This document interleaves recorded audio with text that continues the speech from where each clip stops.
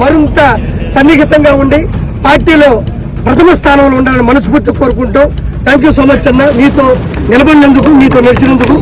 నాకు చాలా సన్నిహితులు, నేనంటే చాలా ఇష్టపడతారు బండ్లన్న. నేను రావడం, అన్నతో నడవడం నాకు చాలా గొప్పగా అనిపించింది. థ్యాంక్ యూ అన్నయ్య.